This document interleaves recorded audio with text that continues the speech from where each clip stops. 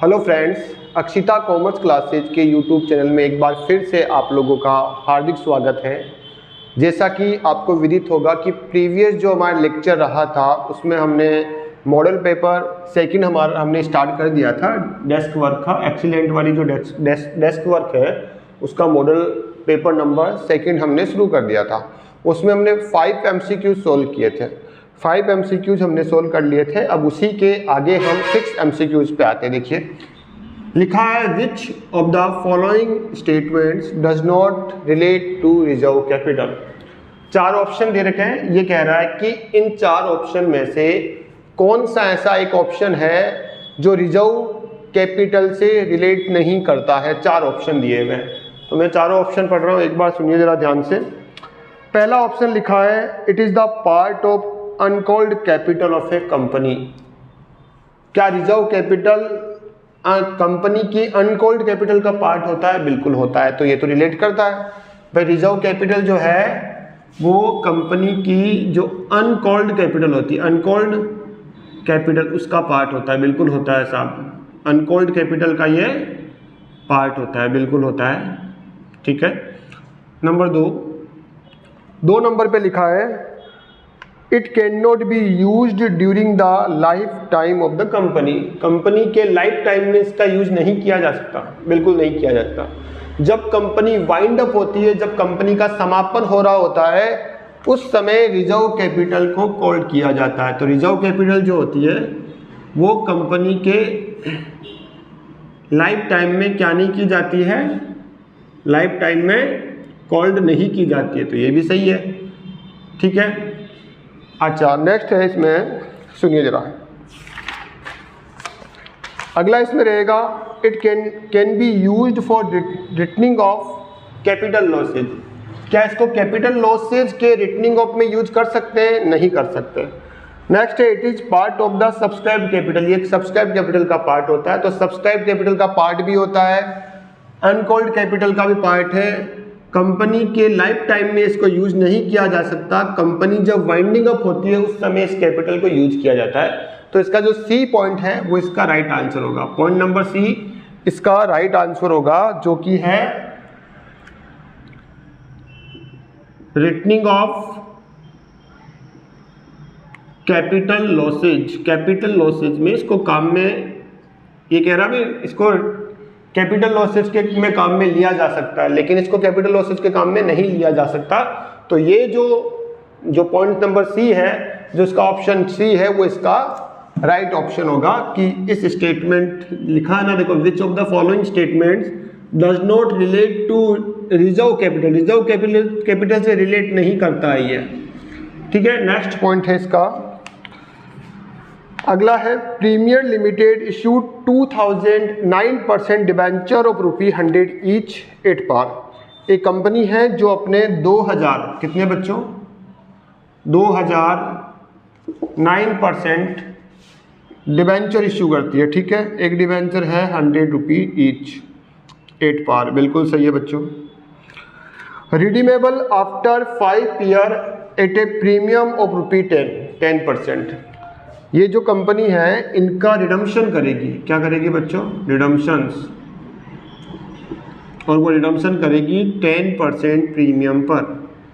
एक कंपनी ने debenture issue किए, 2000 डिबेंचर इशू किए।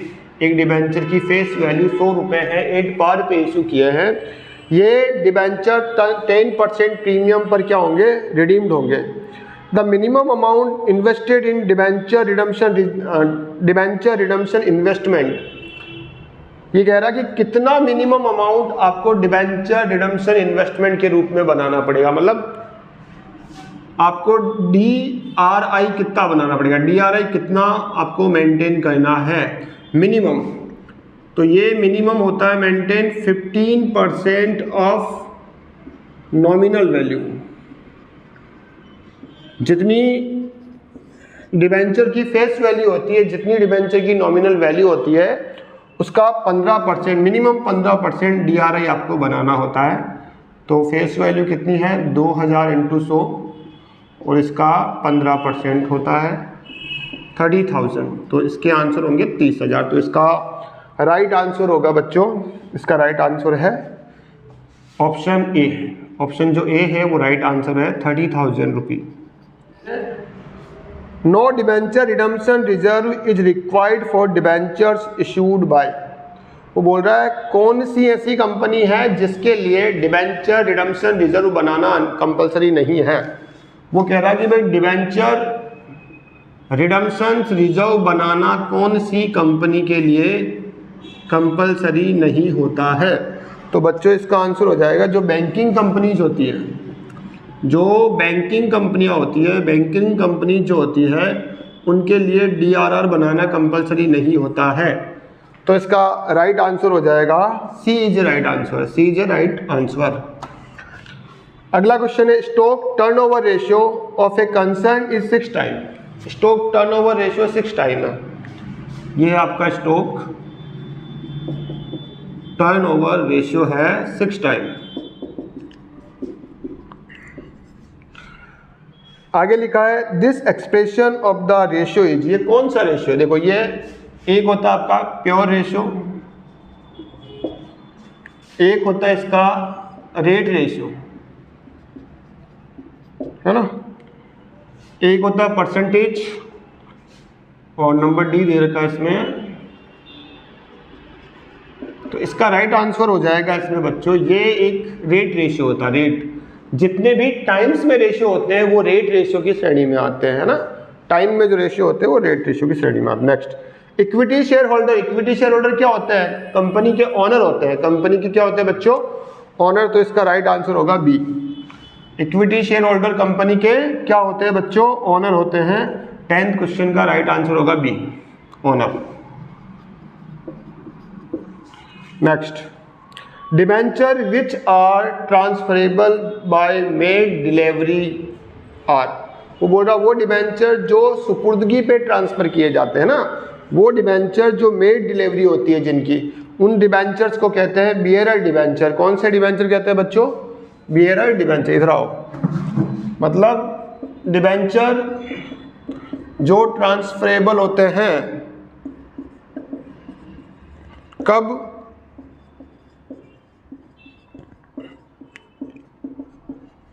इन डिबेंचर को कहते हैं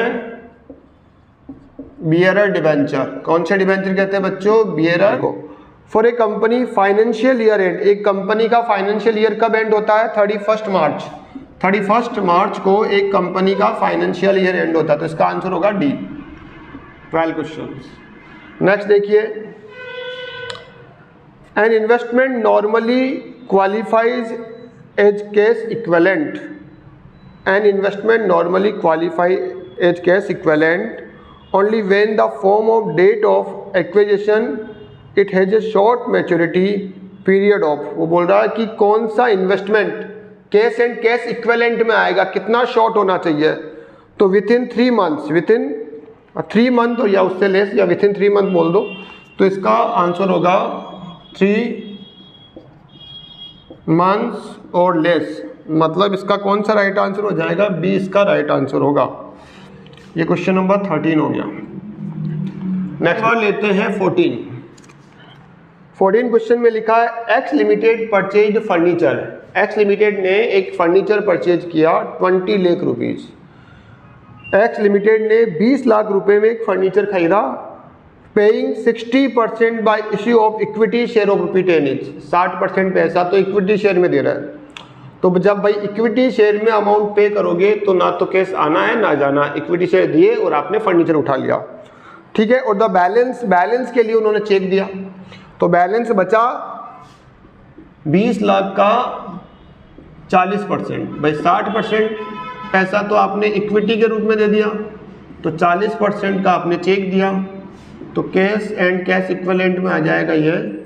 कैश की फॉर्म में कितना अमाउंट आ रहा है, 20 लाख का 40% होता है 8 लाख रुपए। तो 8 लाख का ये क्या हो रहा है, आपका आउटफ्लो हो रहा है। कौन सी एक्टिविटी, इन्वेस्टिंग एक्टिविटी। फर्नीचर खरीदा, ये इन्वेस्टिंग एक्टिविटी का पार्ट होगा, और ये इन्वेस्टिंग एक्टिविटी का क्या हो जाएगा, आउटफ्लो। तो ये इसका आंसर होगा D. D answer is right answer. D जो ऑप्शन है वो राइट ऑप्शन है। Cash used in investing activity rupee 8 lakh, 8 lakh है ना, 8 लाख। नेक्स्ट क्वेश्चन है paid rupee 4 lakh to acquire shares in VR limited. आपने क्या किया, किसी कंपनी के शेयर्स खरीदे, तो ये तो आपका इन्वेस्टमेंट है, शेयर्स खरीदे आपने, एक कंपनी के आपने 4 लाख रुपए के शेयर खरीदे, तो 4 लाख रुपए आपके पास से गए हैं, 4 लाख रुपए का पेमेंट हुआ है ना, और आपको डिविडेंड मिल गया 40,000। देखो आपने शेयर परचेज किए हैं कितने के, 4 लाख के, और आपको डिविडेंड मिला, डिविडेंड रिसीव हुआ, ये हुआ 40,000, ठीक है ना। तो ये तो आपका आउटफ्लो है, ये हो गया आउटफ्लो।